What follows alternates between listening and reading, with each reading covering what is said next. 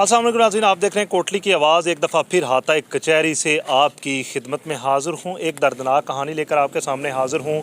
मेरे साथ ये जो लोग आप मेरे रकम में देख रहे हैं, ये ज़बान से गुंगे हैं, यानी बोलने से कासिर हैं, ये बोल नहीं सकते।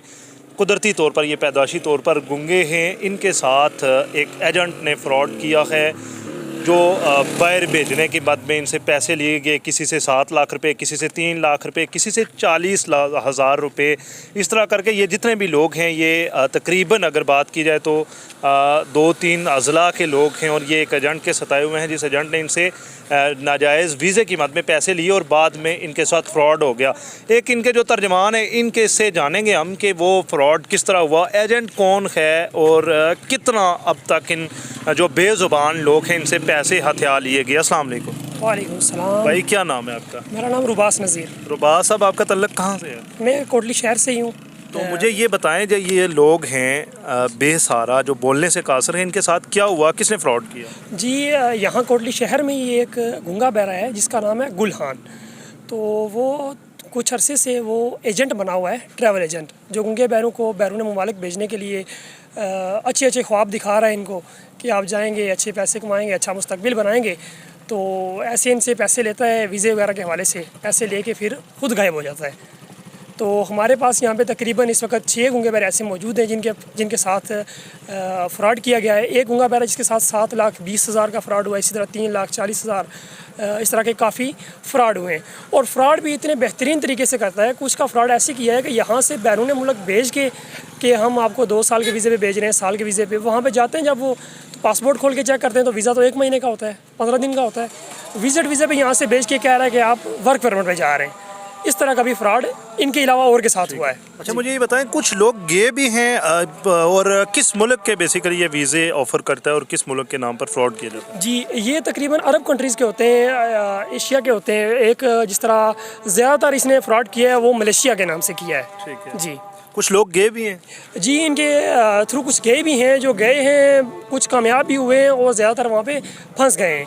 वो इस तरह कि यहाँ पे उनको ये ख्वाब दिखाए गए कि हम आपको 2 साल के वर्क परमिट पे भेज रहे हैं, और भेजा भी ऐसे जा रहा है कि पासपोर्ट वीज़ा लगने के बाद पासपोर्ट नहीं वो बना दे रहा है इनको। वो इनको कहता है कि जब फ़र्ज़ किया कि कल की टिकट है तो आज रात को इनको वो इस्लामाबाद बुलाएगा अपने पास, वहाँ पे इनको खाना पीना रिहाइश देगा होटल में।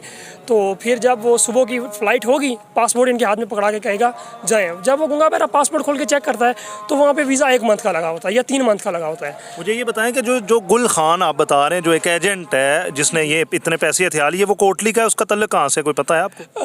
वो यहाँ पे कोटली शहर में सादकाबाद एक मल्ला है, वहाँ पे रह रहा है कोटली में। बेसिकली वो हो सकता है पाकिस्तान का हो या पेशावर का हो, या कोई ऑफिस वगैरह भी उसने रखा हुआ? नहीं, कोई ऑफिस नहीं उसने रखा हुआ, वो घर में है। जी, वो चलता फिरता एजेंट है, चलता फिरता एजेंट जी।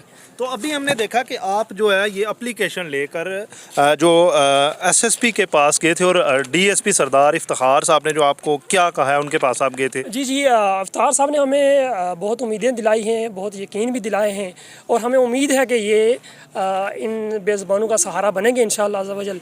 तो ये गूंगे बहरों का ये कहना था कि हमें अल्लाह पाक के बाद अगर किसी पे कोई उम्मीद है, यकीन है, तो वो इफ्तिखार साहब के पास हम आएँ।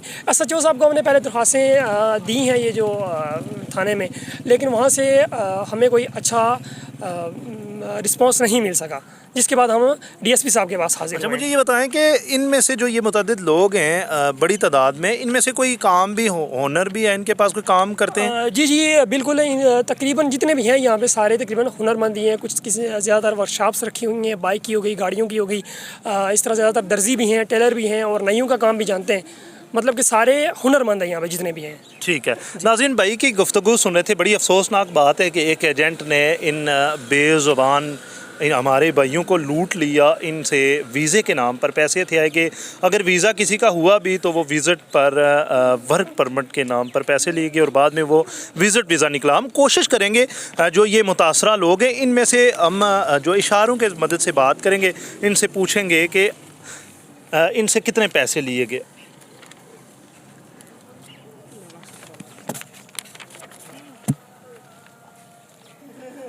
इनके पास जो एप्लीकेशन है उस पर लिखा हुआ है 2,70,000 रुपये इन भाई से लिए गए। आगे भी एक मौजूद है, उनसे जानेंगे कि आपसे जो है वो कितने पैसे लिए गए।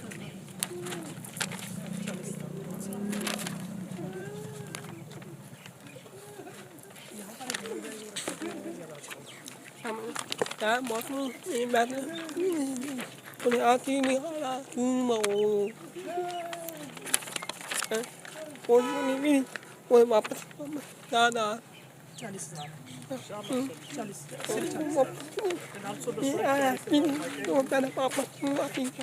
नाज़रीन, इनका कहना है कि मुझसे जो है वो 40,000 रुपये लिए कि उसके बाद मेरा उससे कोई रब्ता ना हो सका। अभी मुझे जो है हम ये एप्लीकेशन लेकर और एक भाई को जो बोल सकते हैं ज़ुबान से, उसकी मदद से हम DSP ऑफिस पहुँचे। उनसे हमने आजाना दरख्वास्त की है। उन्होंने कहा है हम यकीन दहानी करवाइए कि आपके साथ इंसाफ होगा। देख सकते हैं बेबसी का ये आलम है, गुंगू को भी नहीं बख्शा गया, बेज़ुबानों के साथ भी नाइंसाफ़ी।